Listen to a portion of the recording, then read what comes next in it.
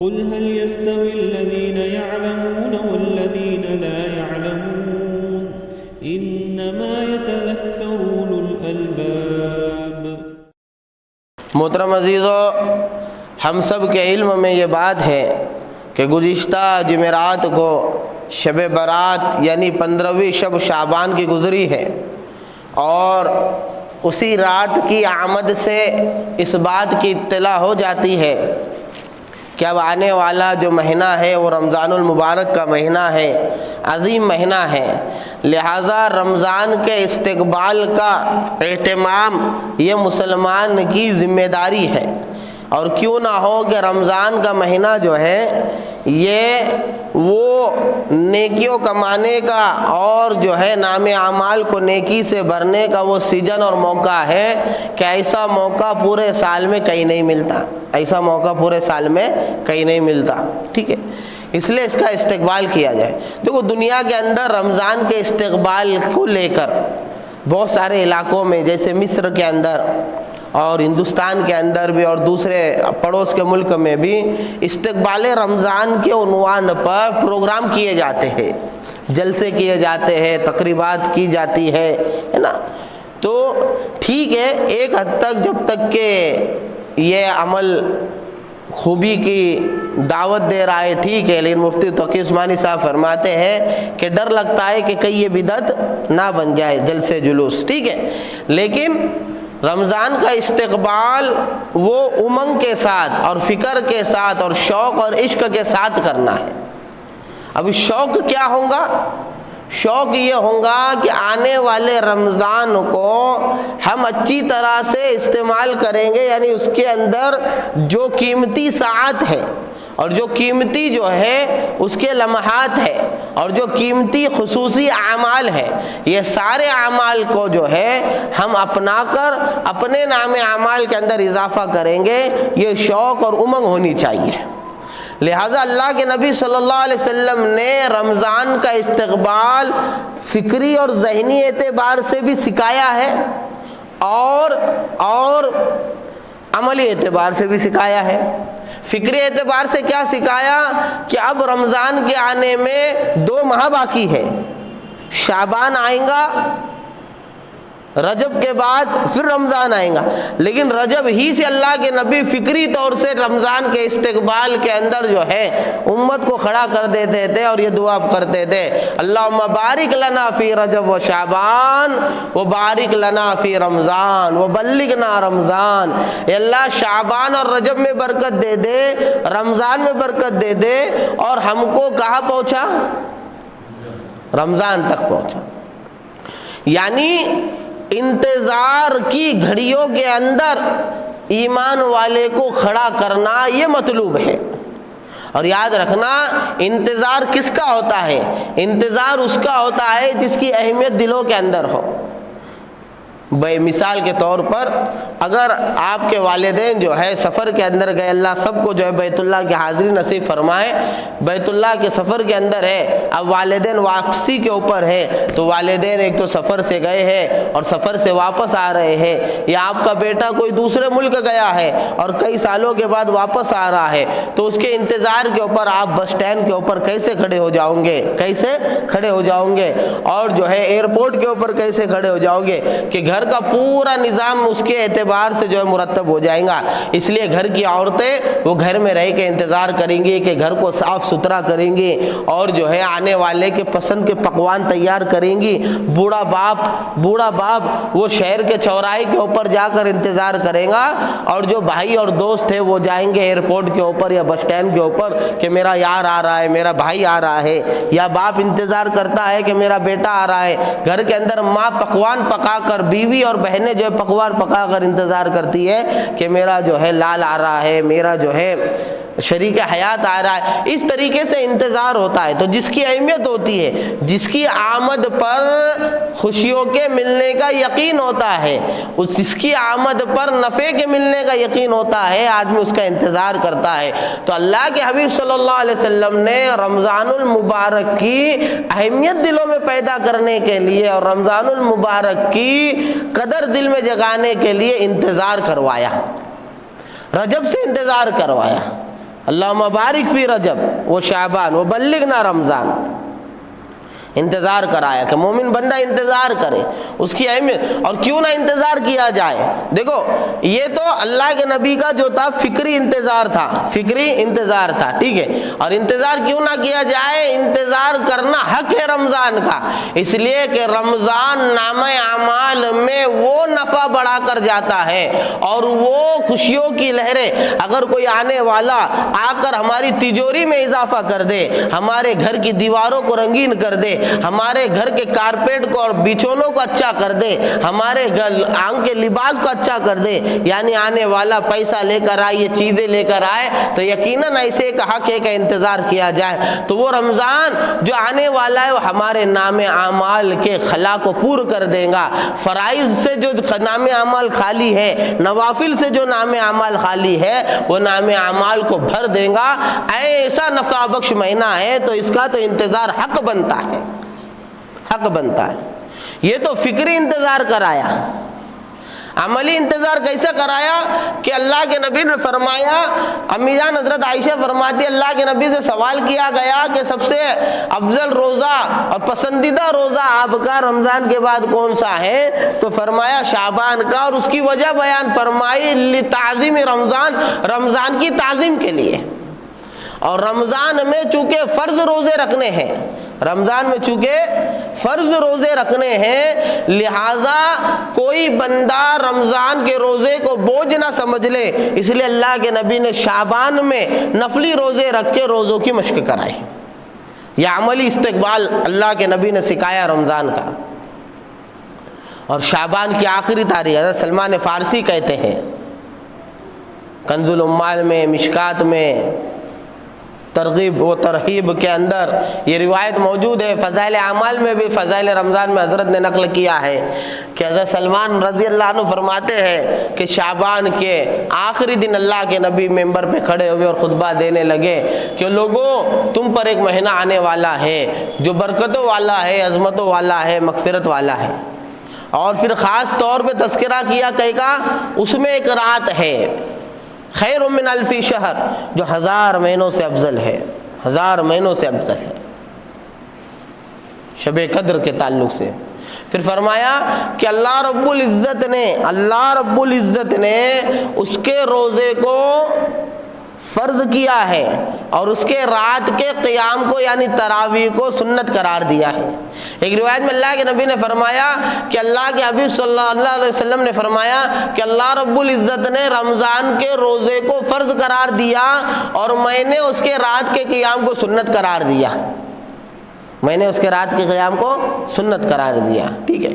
پھر فرمایا کہ یہ وہ مہینہ ہے کہ جس کے اندر بندہ اگر جو ہے ایک جو ہے فرض ادا کرے تو اس کو اللہ رب العزت 70 فرضوں کے بقدر اجر ثواب عطا فرمائیں گے، اور ایک نفل پہ اگر عمل کرے تو اللہ اس کو فرض کے بقدر جو ہے اجر و ثواب عطا فرمائیں گے۔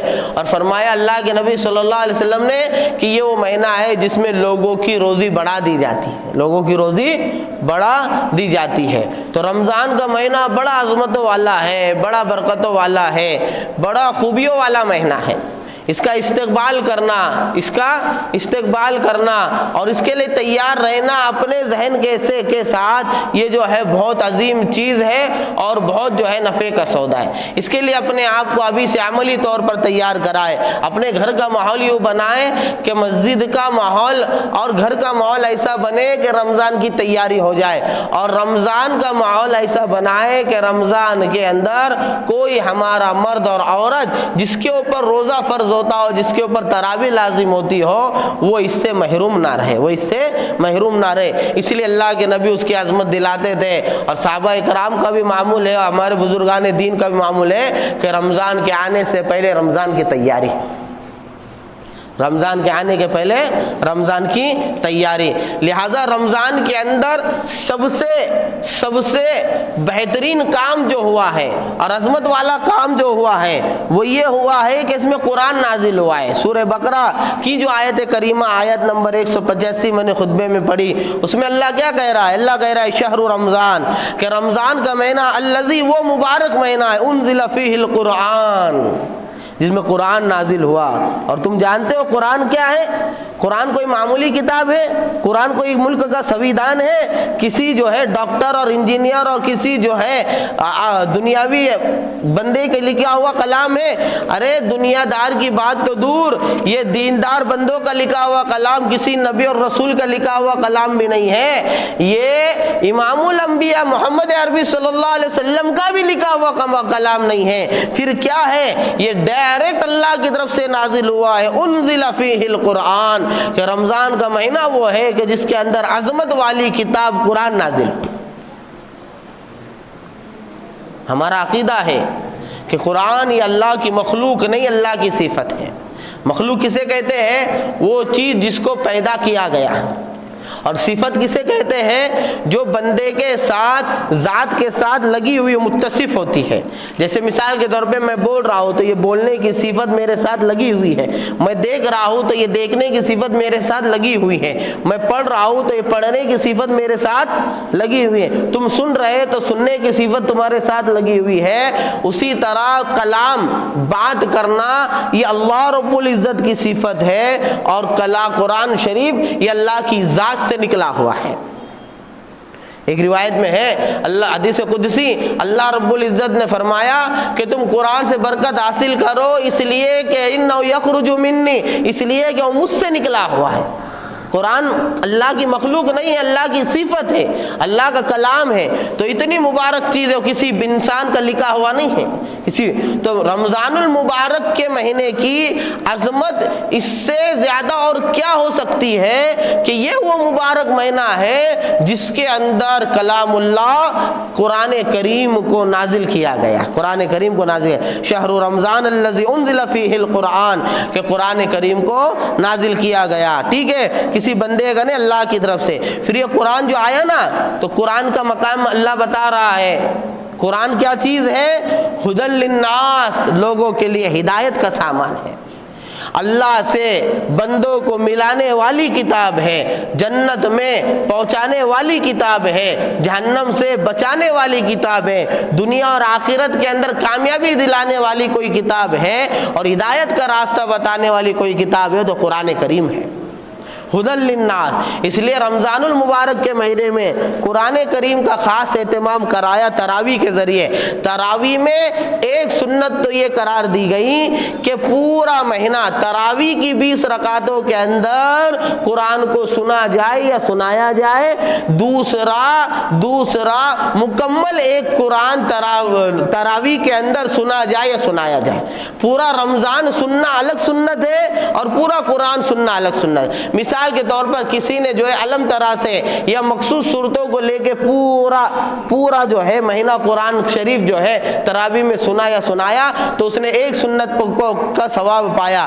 اور دوسرے بندے نے کیا کیا کہ مکمل قرآن شروع سے آخر تک تراویح کے اندر پڑھا، سنا یا سنایا، تو اس نے دوسری سنت بھی جو ہے اس پر بھی عمل کر دیا. اللہ کا احسان ہے، اللہ ان مدارس والوں کے جو ہے قبول فرمائے. اللہ رب العزت یہ علماء کرام کے نام اعمال کو اللہ رب العزت نیکیوں سے بھر دے، باطل کی گندی نگاہوں سے ان مدارس کی حفاظت فرمائے. انہوں نے یہ کام کیا ہے کہ آج دیہات کے اندر خاص طور سے ہمارے علاقے کے اندر مکمل قرآن کے سنانے والے موجود ہیں. یہ معجزے کو دیکھ کر کہ قرآن بچے کے سینے میں چلا جاتا ہے، ہم متاثر نہیں ہوتے. دنیا کی ہے کوئی کتاب جس کو یاد کیا جا سکتا ہو؟ تو یہ قرآن ہے. تو یہ قرآن کو رمضان سے جوڑا گیا. ٹھیک ہے، اس لیے قرآن کا خوب اہتمام، قرآن کی تلاوت کا خوب اہتمام رمضان کے اندر ہونا چاہیے. بڑے افسوس کے ساتھ بار بار کہنا پڑتا ہے کہ ایک بڑی تعداد وہ ہے جو قرآن دیکھ کے پڑھنا نہیں چاہے. بتاؤ رمضان میں کتنی محروم ہو جائیں گے. قرآن رمضان کے مہینے میں نازل ہوا اور قرآن کا سننا پڑھنا، اور جس کو قرآن ہی پڑھتے نہیں آتا. اس لیے بار بار کہا جاتا ہے قرآن کو سیکھو. قرآن سیکھنے کی کوئی عمر نہیں.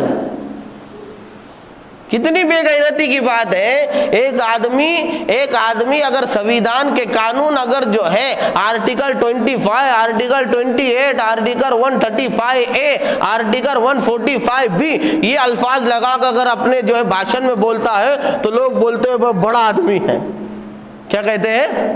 بڑا آدمی ہے. اس طرح سے کوئی کہے تو کیا کہتے ہیں؟ بڑا. یعنی سویدھان کی قدر اور قیمت لوگوں کی نظر میں آ گئی. لیکن قرآن میرے کو پڑھتے نہیں آتا, قرآن دیکھ کے میں پڑھ نہیں سکتا, اس پہ شرم سے نظر نہیں جھکتے ہماری, اس پہ نظر نہیں جھکتے. فکر ہے. انگریزی آ گئی, مراٹھی آ گئی, فلاں آ گیا. آدمی خوش ہوتا, فخر کرتا کہ माझी सारखी मराठी बोलू शकत नाही, मी मराठी माणूस आहे, दूसरा माणूस है समझ में आता नहीं. इतनी अच्छी मराठी बोलते मुसलमान, इंग्लिश बोलते, सब इस पे फख्र करते हैं. कुरान नाज़िरा पढ़ते नहीं आता. कितनी बेहयाई की बात है, शर्म की बात है. और सीखने की कोई उम्र नहीं, बार बार कहता हूँ, आज शुरू कर दो, नियत कर लो हाफिज कुरान बन जाएंगे. मेहनत करते रहो, अगर मर भी गए अल्लाह हुफ़ाज़ में शुमार फरमाएंगा, अल्लाह हुफ़ाज़ में शुमार फरमाएंगा. ठीक है. हाँ, तो रमज़ान की बड़ी अजमत यह है कि इसमें कुरान नाजिल किया गया. कुरान क्या है? हुदल लिन्नास, लोगों के लिए हिदायत का सामान है, लोगों के लिए हिदायत का सामान है. ठीक है. इसी तरीके से क्या है? वो बय्यिनात मिनल हुदा वल फुरकान, कि ये रोशन दलाइल है हिदायत के, और फुरकान हक और बातिल में फ़र्क करने वाला है. फिर फरमा रहे रमज़ान के ताल्लुक से फमन शहीद मिनकुमुश-शहर, जो कोई तुम में से रमज़ान का महीना पाए, यानी रमज़ान का चांद जिसने देख लिया फलयसुमहु, तो उसको चाहिए कि रमज़ान का रोज़ा रखे. रमजान का रोजा फर्ज किया गया है, रमजान का रोजा फर्ज किया गया है. ठीक है. रमजान का रोजा रखे, रमजान का रोजा फर्ज किया गया है. लिहाजा रमजानुल मुबारक में अल्लाह रब्बुल इज़्ज़त ने दो इबादतों का इजाफा किया है, एक रोजे का, दूसरा तरावी का. और मैं भी बता चुका हूँ दोनों के हुक्म के अंदर फर्क ये है, रमजान का रोजा फर्ज है और तरावी सुन्नत है. हाँ, यहाँ पर एक मसला समझो. जैसे मैं बारहा कहता हूँ, सोशल मीडिया के ऊपर बहुत सारे बरसाती मेंढक होते हैं जो बरसात में निकल कर आते हैं, तो रमजान के मौके पर भी बरसाती मेंढक आ जाते हैं. उसमें बाज लोग वो होते, वो खड़े होते हैं तरावी को लेकर कि भाई तरावी 8 रकात है, 20 रकात नहीं. तो ये बेवकूफ़ी की बात है. तरावी 20 रकात सुन्नत है, साहबा के दौर से अब तक 20 रकात सुन्नत है. ठीक है, एक बात.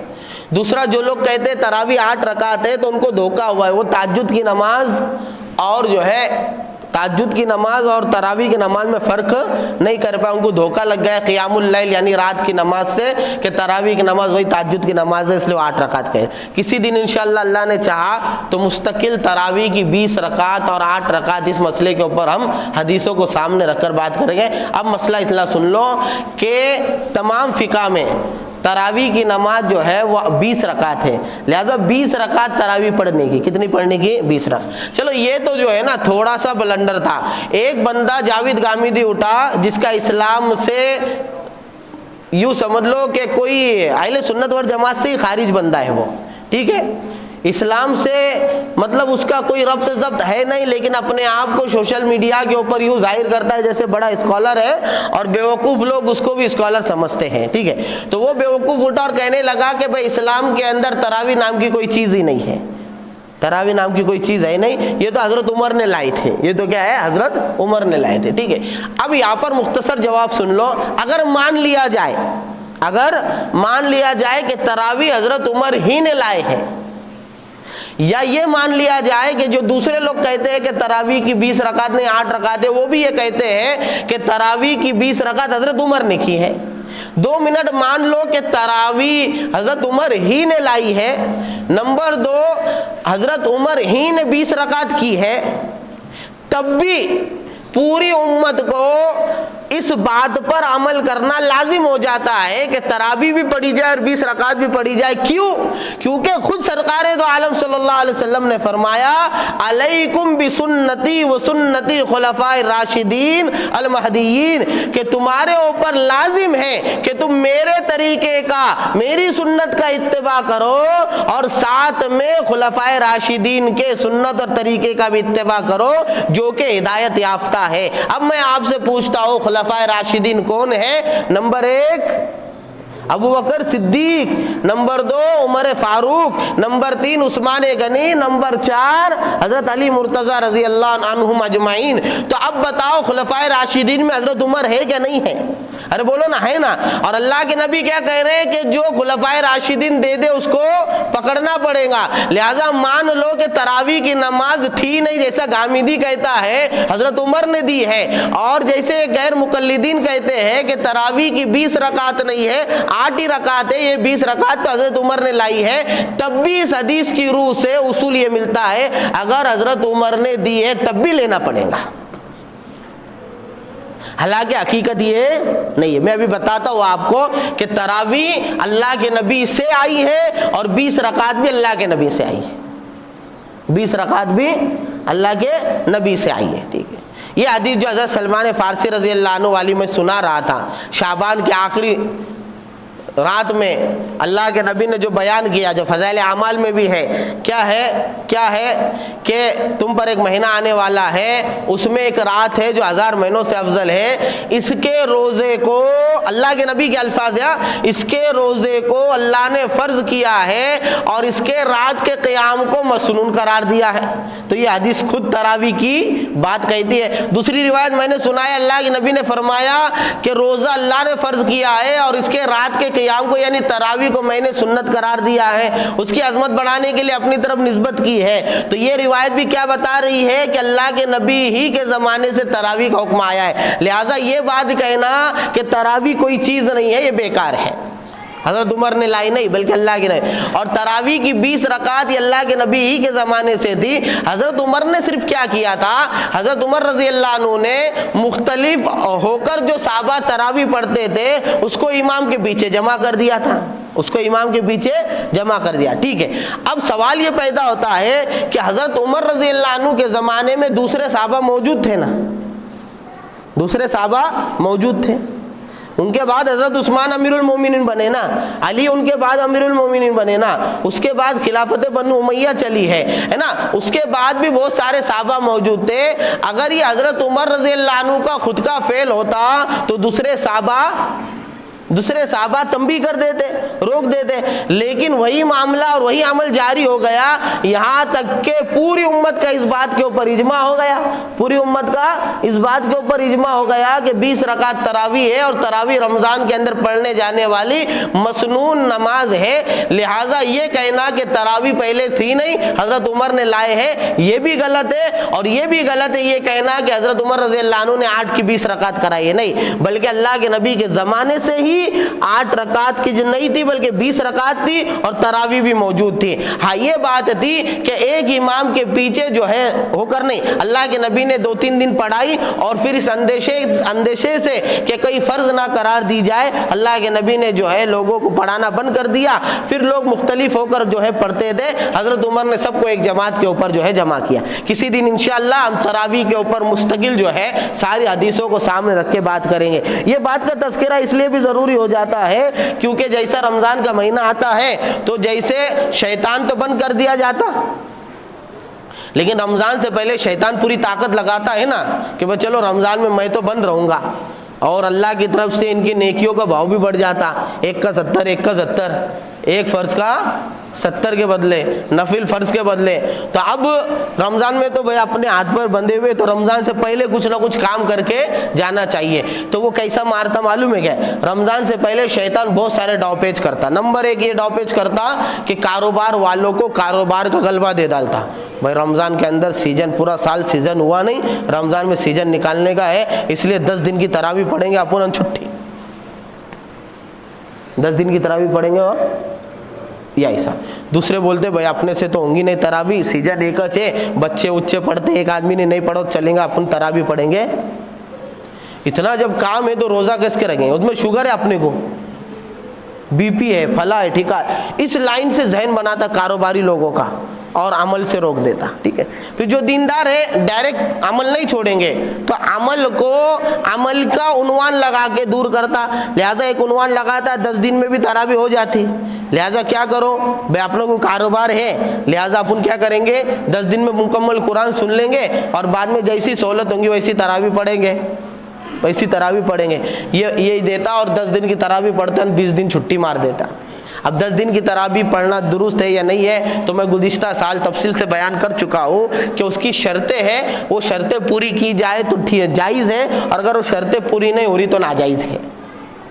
شرطیں کیا ہے؟ قرآن جیسا نازل ہوا ویسا پڑھا جائے، جذبہ قرآن مکمل سننے کا ہو، اور یقین ہو کہ تراویح کے بعد 10 دن کے بعد بھی بندہ تراویح پڑھے گا اور میں تراویح پڑھ لوں گا چاہے علم طرح سے ہو یا ادھر ادھر سفر کے اندر رہتا ہوں. تو یہ ساری باتیں اگر ہے تو درست ہے. اور اگر قرآن کی توہین کی جا رہی ہے، قرآن جیسا نازل ہوا ویسا پڑھا نہیں جا رہا ہے، تو بہت سے قرآن کے پڑھنے والے ایسے کہ قرآن پڑھتے ہیں اور قرآن ان پہ لعنت کرتا ہے، تو اس کا مصداق بن جاتے ہیں. 1.5 گھنٹے میں 3 پارے. اس لیے اس سے اجتناب کرنا چاہیے. ٹھیک ہے. بہرحال اگر یہ ساری شرطیں پوری ہو رہی ہے تو اس کی گنجائش بھی ہے. ٹھیک ہے. اب آگے تو اس طرح سے ان کو مارتا. پھر دوسرا کہتا کہ بھائی کیسا مارنے کا؟ تو پھر وہ شیطان رمضان کے پہلے بتاتا تراویح ہے کہ نہیں ہے. پھر گامیدی کے ٹیم والے الگ، تراویح نام کی کوئی چیز نہیں. اب تراویح چھوڑ رہے، دین کا ایک حصہ چھوڑ رہے، لیکن کیا عنوان لگا کر چھوڑ رہے کہ تراویح کوئی چیز نہیں ہے، تو عمر رضی اللہ عنہ کی نعوذ باللہ بدعت ہے. پھر دوسرا ٹولہ کھڑا کرتا شیطان اور بولتا ہے ان کو دیکھو بھائی تراویح تو ابھی ڈائریکٹ چھوڑیں گے تو لوگ منہ میں ماریں گے، تو کیا کرو یہ بولو کہ بھائی 8 رکعت تراویح ہے. کتنی رکعت تراویح ہے؟ 8 رکعت تراویح. اب ایک گروپ کو کاروبار کا غلبے سے ہٹا دیا، دوسرے گروپ کو کاروبار کا غلبہ بتا کے 10 دن سے محروم کر دیا، 20 دن سے محروم کر دیا، اور گامیدی کی ٹیم والوں کو پورے تراویح سے محروم کر دیا، اور دوسرے جو کہتے 8 رکعت تراویح ہے ان کو روزانہ کی 12 رکعت سے محروم کر دیا. تو یہ سب شیطان کے داؤ پیچ ہوتے ہیں. شیطان بڑا علامہ ہے، اس کو سب معلوم ہے. اس لیے بولتے نا جیسا آدمی ویسا شیطان. جیسا آدمی انجینئر کا شیطان بھی انجینئر رہتا، اور ڈاکٹر کا شیطان بھی ڈاکٹر رہتا. ڈاکٹر کو معلوم ہے کہ پیٹ کے اندر کون سی چیز کیسی غائب کرنے کی، کڈنی غائب کر کے بکانے کا، پھر بھی آدمی چلنے مانگتا. یہ سلجھاتا ڈاکٹر کو. انجینئر کو سلجھاتا کہ بس 16 کا بار بتا کے 12 کا بار کیسا لگانے کا اور 2 مالے کھڑے رکھنے کے. فٹر کو بتاتا کہ کیسا چھوٹے پرابلم کو بڑا بتا کے انجن کا کام نکالنے کا، ریپلیس میں انجن لینے کا، نیا انجن بٹانے کا، دوسرے کسٹمر کو یہ انجن بھی بکا. فٹر کو فٹر والا بتاتا. ٹھیک ہے. کاشتکار کو کاشتکار والا بتا. شیطان سب کو اپنا بنا. ایک کباب بیچنے والا سویابین بیچ کے کباب میں بچا رہا، ایک ہری مرچی کا پاؤڈر، ایک مرچی کا پاؤڈر بیچنے والا چونے میں کچھ کلر ڈال کے مرچی میں ملا رہا. یعنی جیسا بندہ ویسا دھوکہ دینا سکھاتا شیطان. تو شیطان جو ہے نا بہت علامہ ہے، بڑا سب انجینئر بھی ہے، ڈاکٹر بھی ہے، یہ بھی ہے، سب ہے، ویسا دیندار بھی ہے وہ.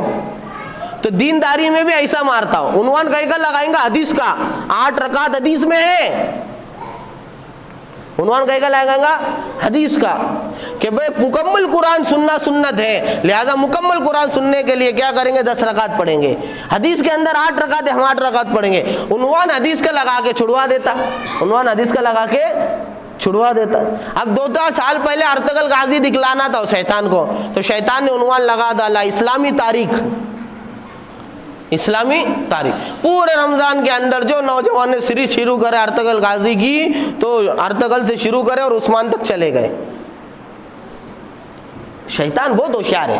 اس لیے رمضان کے مہینے میں، اس لیے دیکھو علماء کرام نے لکھا ہے کہ رمضان کا جو استقبال کرنا ہے اور رمضان کی جو تیاری کرنی ہے، تو سب سے پہلے ذہنی تیاری ہم لوگ کیا کریں گے؟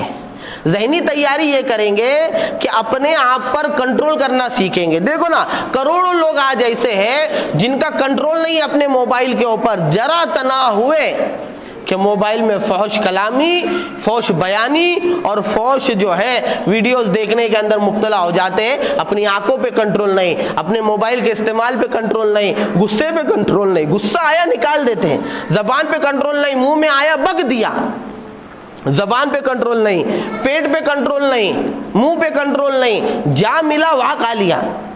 عنوان نہیں دیکھا، کھلانے والی کی نیت نہیں دیکھا، کھلانے والے کے حالات نہیں دیکھا، کھلانے والے کا مال نہیں دیکھا، عنوان لگا ہے بس کھا لیا، عنوان لگا ہے بس کھا لیا.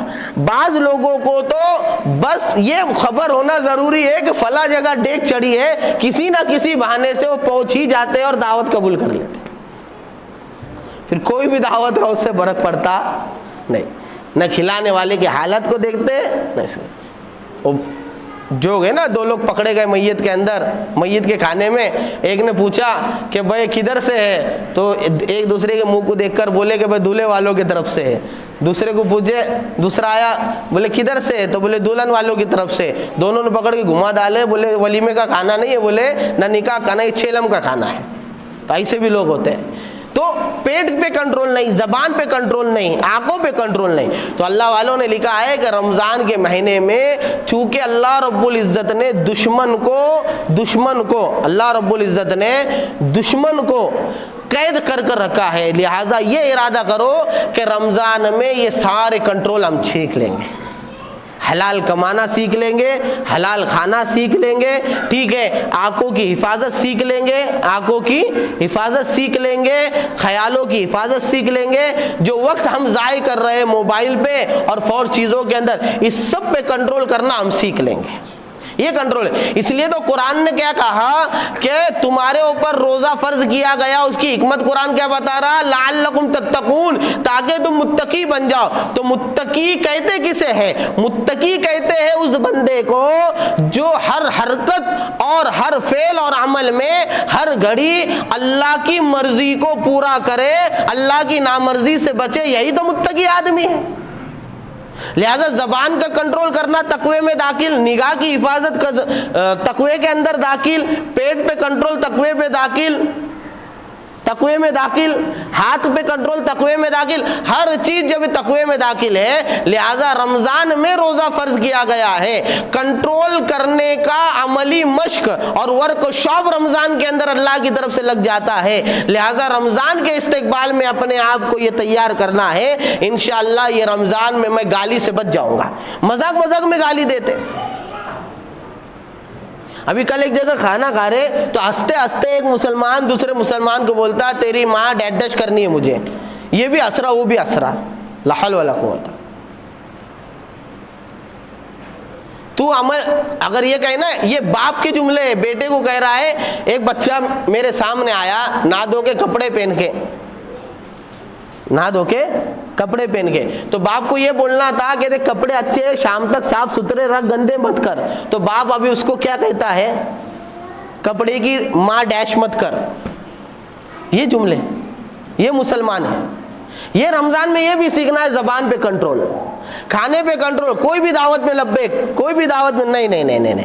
رمضان میں روزہ بھی افطار حلال سے کریں گے اور سحری بھی حلال کی کھائیں گے. لہذا رمضان کے اندر بھی کس نے بھی بلا لیا تو بلا تحقیق نہیں چلے جائیں گے روزے کو ضائع کرنے کے لیے. نہیں بولے رمضان کے اندر روزدار کے لیے دعوت ہے. بھائی دعوت دینے والا زبردستی تو نہیں دے رہا، طیب خاطر ہے کہ نہیں. یہ دیکھ بہت سے لوگ پکڑ کے دولہا بنا دیتے ہیں، بہت سے لوگ پکڑ کے تیسرے کو دلہا بنا لیتے. کیونکہ میں بارہا کہتا ہوں آج کے زمانے میں ایسے سخی لوگوں کی جماعت نکلی ہے جو ایسی سخاوت نہیں کرتے. کیسی؟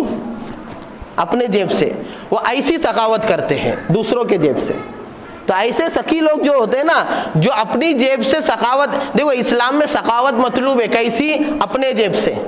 بھائی تیرا، اس لیے حضرت بشر رضی اللہ عنہ یا بشیر بشر ہے شاید، انہوں نے فرمایا 3 کام بڑے ہمت کے ہیں، 3 کام بڑے ہمت کے. تنہائی کا تقوی، اور ایسے بندے کے سامنے حق کہنا جس سے کوئی امید لگی ہوئی ہو یا ڈر ہو کہ معلوم ہے کہ حق بولوں گا تو یہ میرے پیسے روک دیں گا یا مجھے ماریں گا، یا جو ہے کس سے امید لگی ہوئی ہو کہ بھائی اس سے میرے کو فائدہ جو ہے رک جائے گا، اس کے سامنے حق بات کہنا اور تنہائی میں متقی بن کر رہنا۔ مطلب مجمع کے اندر تو لا حول ولا قوت الا باللہ بول، مجمع میں تو برقع والی بھی گئی تو لا حول پڑتا اور تنہائی کے اندر موبائل کھول کے برقع اتارتا، یہ حال ہو جاتا۔ تو تنہائی کا تقویٰ، تنہائی پہلا کام فرمایا تنہائی کا تقویٰ بڑے ہمت کے کاموں میں ہے۔ دوسرا ایسے بندے کے سامنے حق بات کہنا جو جس سے امید ہو یا ڈر ہو، اور تیسرا فرمایا ناداری میں سخاوت، یعنی غریب ہے پھر بھی سخی ہے، غریب ہے پھر بھی جیب سے اللہ کے دین پہ لگاتا ہے، غریب ہے پھر بھی پڑوسی کا ہم کی مدد کرتا ہے، غریب ہے پھر بھی پڑوسی رشتہ داروں کی مدد کرتا ہے، غریب ہے پھر بھی ماں اور باپ پہ اور بھائیوں کو جو ہے بوجھ نہیں سمجھتا۔ یہ ناداری اور غریبی کی سخاوت یہ بھی بڑے ہمت کے کاموں میں۔ تو شریعت میں مطلوب کیا ہے؟ اپنی جیب کی سخاوت۔ لیکن آج کے زمانے کے اندر ایک سخی لوگوں کی ٹیم ایسی بنی ہوئی ہے جو سخاوت تو کرنا چاہتے اپنے جیب سے نہیں دوسروں کے جیب سے۔ تو بہت سے موقع پہ یہ ہوتا ہے دوسروں کی جیب سے سخاوت کرنے والے رمضان میں بھی تشکیل کرتے ہیں۔ اب بیچارے کو نہیں کرنے کا رہتا، رمضان کے خرچے ہیں، اس نے زکوٰۃ دیا مکمل پوری، اس نے غریب رشتہ داروں کی مدد کرا، پڑوسی کی مدد کرا، اس نے لاکھوں روپے لٹایا، اب تم جا کے تقاضا کرتے تو اب بیچارہ شرما شرمی کے اندر دے 25 کلو بنا ڈال، طیب خاطر ہے یا؟ اللہ کے نبی نے فرمایا لا یحل مال امرئ مسلم الا بطیب نفس، کسی مسلمان کا مال کھانا اور استعمال کرنا اس وقت تک حلال نہیں ہوتا جب تک کہ اس کی دل کی خوشی ہے۔ تو یہ طیب خاطر کا مسئلہ یہاں کھانا مکروہ ہو جاتا، اور بسا اوقات تو سامنے والے کی کمائی حرام کی ہے، اب وہ روزدار کو کھانے کی دعوت کر رہا اور کھانا بنا کے گر رہا، اب روزدار نے کھانا کھایا تو 40 دن کا حرام کے لقموں سے اس کی جو ہے برکت ضائع ہو گئی۔ لہٰذا رمضان کے اندر ورک شاپ اللہ قائم کرتا ہے اپنے آپ کو بدلنے کا، لہٰذا منہ پہ کنٹرول، پیٹ پہ کنٹرول، نگاہوں پہ کنٹرول، ہاتھ پہ کنٹرول، غصے پہ کنٹرول، زبان پہ کنٹرول، یہ ساری چیزوں کا ارادہ کرنا ہے اور رمضان میں اپنے آپ کو اس سے ڈالنا ہے۔ سب کریں گے فکر انشاءاللہ، سب کریں گے انشاءاللہ، اپنے آپ کو بدلنا ہے، کیونکہ کتنا بڑا موقع اللہ نے دیا، دیکھو کہ شیطان کو قید کر دیا، جو ورغلاتا ہے وہ۔ اب یہاں پر سوال یہ پیدا ہوتا ہے، ہر سال اٹھا دے اس کو یہ بار یہ کہ دیکھو ہمارا اور شیطان کا رشتہ کتنا مضبوط ہو چکا ہے کہ شیطان تو قید ہو جاتے ہیں رمضان کے اندر پھر بھی بندہ گناہ کرتا ہے، شیطان تو قید ہو جاتے ہیں رمضان کے اندر پھر بھی بندہ گناہ کرتا ہے۔ تو اس کی ایک وجہ تو محدثین علماء کرام نے یہ لکھی ہے کہ بڑے شیطان قید ہوتے ہیں لیکن چیلے چپاٹے کام کرتے ہیں، ایک۔ دوسرا محدثین نے لکھا ہے کہ آدمی 11 مہینے شیطان کی مان مان کے اور اپنے نفس کی فرما برداری کر کر کے نفس کا ایسا غلام ہو جاتا ہے کہ رمضان کے مہینے میں بھی اس کا نفس اس کو جو ہے اپنے ارادے پر اور نیکی پہ جمنے نہیں دیتا۔ اس لیے ابھی سے ارادہ کرنا ہے انشاءاللہ یہ رمضان میں مکمل روزے رکھیں گے سب انشاءاللہ۔ ہاں دیکھو شوگر والے صبح شوگر کی گولی کھانے کی اور افطار میں شوگر کی گولی کھانے کی، روزہ ہو جائے گا۔ ایسا نہیں ہے کہ نئی بات بتائی جا رہی، کئی ہمارے میں ایسے بندے ہیں جن کی عمر 60 سال کی ہے، 55 سال کی ہے، ٹھیک ہے، 65 سال کی ہے، شوگر ہے، گولی چلتی، پھر بھی مکمل روزے رکھتے، مکمل تراویح پڑھتے۔ بہت سے لوگ ہیں کہ روزہ کیوں نہیں رکھتے؟ بھائی ہمارا کام بہت ہارڈ ہے، بھائی مت کر رمضان مہینے میں کام، کوئی ضرورت نہیں، اللہ خود روزی کا انتظام کرتا ہے، روزی بڑھا دیتا ہے، کام کو ہلکا کر دے، لیکن روزہ رکھ۔ یہ کوئی شرعی عذر نہیں ہے کہ میرا کام ہارڈ ہے اس لیے میں روزہ نہیں رکھوں گا، یہ کوئی شرعی عذر نہیں ہے کہ مجھے شوگر ہے۔ ہاں اس درجے کی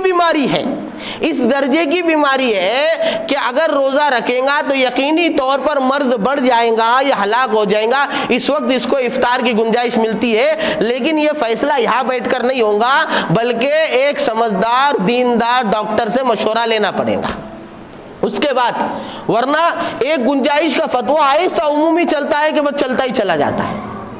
ایک بندہ مولانا کے پاس گیا، آخری بات پھر ختم کر دیں گے، اور اس نے جا کر اپنی بیوی کے حالات رکھے، اور واقعتاً معاملہ ایسا تھا کہ پیٹ میں جو حمل ٹھہر گیا تھا وہ اگر ولادت ہوئی ہوتی تو غالب گمان یہ تھا کہ بیوی ہلاک ہو جاتی. یہ کیفیت تھی, اور یہ کیفیت میں شریعت گنجائش دیتی ہے. شروع میں 4 مہینے سے پہلے جو مسئلہ ہے شریعت کے اعتبار سے مولانا نے اس کو اجازت دے ڈالے کیا کی کہ بھائی تو اس کا عمل کر سکتا, یہ نطفہ جو ٹھہرا اس کو گرا سکتا. وہ بندہ آیا نے ایک کو بتایا, اور دوسرے نے جو سنا تو اس نے مولانا کا نام لے کے کئی 150 بندوں کو فتویٰ دے ڈالا کہ مولانا فلاں مولانا نے بولے بچہ گرا سکتے, اور 250 بچے گروا ڈالا اس نے, 250 بچے گروا. تو ایسا نہیں رہتا. جو مسائل مجبوریوں پر موقوف ہوتے ہیں, حالات پر موقوف ہوتے, وہ حالات کے اعتبار سے ہی مرتب ہوتے. لہذا بیماری کا مسئلہ ہر کسی کا ایک جیسا نہیں ہوگا.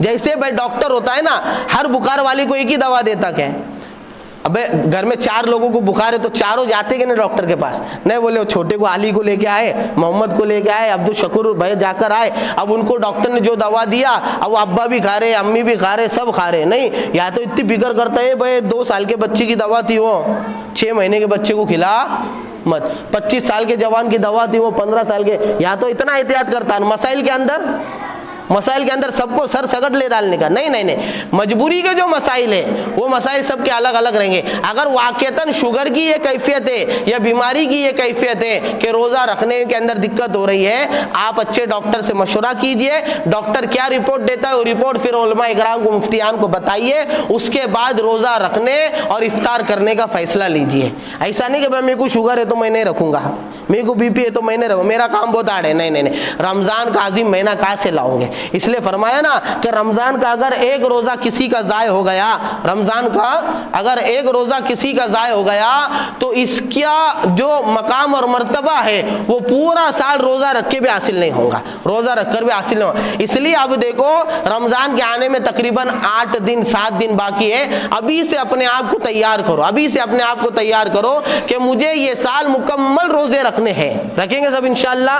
مجھے مکمل تراویح پڑھنی ہے, مجھے مکمل, نہ میں گامدی کے فندے میں آؤں گا, نہ میں غیر مقلدوں کے فندے میں آ کے 20 کی 8 کروں گا, اور نہ میں جو ہے جلدی کر کے 10 رکعت کی پڑھوں گا, 10 دن کی پڑھوں گا, 10 دن کی نہیں, بلکہ مکمل تراویح پڑھنی ہے اور مکمل روزے رکھنے. ابھی سے اپنے آپ کو تیار کرو اور لوگوں کو جو ہے اس کی دعوت دو. اپنے آپ کو جو ہے مینٹین کیسا کرنا ہے ابھی سے اگر فکر کریں گے انشاءاللہ تو روزہ بھی آسان ہو جائے گا, سب ہو جائے گا. آخر میں یہ بات دیکھو, اللہ والوں نے لکھا ہے ایک ہے عمل کا ہو جانا اور ایک ہے عمل کا حسن خوبی کے ساتھ پورا ہونا. مثال کے طور پہ ایک بندے نے نماز پڑھ لی ایسی تیسی, فرائض ادا کر دیا, نماز پڑھ لی, جماعت چھوڑ دیا, خشوع خضوع چھوڑ دیا, دھیان توجہ چھوڑ دیا, تو ذمے سے فریضہ ساقط ہو جائے گا. یعنی یہ لکھ دیا جائے گا نام اعمال میں کہ اس نے, آج کتنی تاریخ ہے؟ 22 تاریخ کی فجر کی 2 رکعت یا 22 تاریخ کی عشاء کی 4 رکعت یا 22 تاریخ کی مغرب کی 3 رکعت اس نے پڑھ لیا, لیکن اس کے اوپر جو اجر ثواب ملنا ہے اور اس کے اوپر جو مولا کا راضی ہونا ہے اور رضا کے بدلے میں جو رحمتوں کی بارش ہونی ہے اور عمل کے اندر چھپی ہوئی خوبیاں جو ملنی ہے وہ اس کو نہیں ملیں گے. لیکن وہی بندہ نماز ادا کرتا ہے, جماعت کے ساتھ پڑھتا ہے, انتظار صلات کے ساتھ پڑھتا ہے اور خشوع خضوع کے ساتھ پڑھتا ہے, پورے دھیان توجہ کے ساتھ پڑھتا ہے, تو اب اس کی نماز ایسی بلندیوں کے ساتھ اور پورے اللہ کی مرضی کے مطابق پوری ہوں گی. اب یہ وہ نماز رہیں گی کہ جس نماز کے بعد جب اللہ کے سامنے ہاتھ پھیرائیں گا اللہ اس کے تقاضے پورے کرے گا. اسی طرح ایک ہے رمضان کے روزوں کو ڈھکیل دینا کہ بھائی روزہ رکھ دیا, فرض تھا, کیسا ڈھکلا, اب بیوی کو باتیں سنا رہا, بچوں کو باتیں سنا رہا, پڑوس والوں کو باتیں سنا رہا, بولے روزے میں اپنے بہت گرم رہتے, جو گالے دے رہا روزے کے اندر تو بھائی رمضان کے پہلے جتنے گالے نہیں دیتا تھا اس سے ڈبل روزے کے اندر گالی. ایسا نہیں کر رہا بھائی, ہے نا. تو اس طرح کے روزے کہ روزہ رکھ کے نماز چھٹ رہی, روزہ رکھ کے نگاہ کی حفاظت نہیں ہو رہی, روزہ رکھ کے دوسروں کے اوپر ظلم ہو رہا, ایسے روزوں سے فریضہ تو ساکت ہو جائے گا، لیکن روزے کا جو مقصد ہے کہ اللہ راضی ہو جائے اور اللہ خود اپنے ہاتھوں سے اس کا بدلہ دیوے، اور اللہ رب العزت جو ہے اس کی رحمتیں نازل فرمائے، اور روزے کے عوض کے اندر اللہ اس کی دنیاوی اور اخروی جو مددیں کرنا چاہتا ہے وہ ساری چیزوں سے محروم رہ جائے گا۔ اس لیے اس بات کی فکر کریں جب قربانی دے رہے ہیں اور روزہ رکھ رہے ہیں تو روزہ کمال کے ساتھ رکھیں گے سب انشاءاللہ۔ ایک بھی بندہ ایسا نہ ہو کہ جو بالغ ہو اور اس پہ روزہ فرض ہے اور وہ روزے کو جو ہے کسی عنوان سے ضائع کر دے یا تراویح کو ظاہر کر دے۔ اللہ رب العزت ان سب باتوں پر کہنے سننے زیادہ عمل کی توفیق عطا فرمائے۔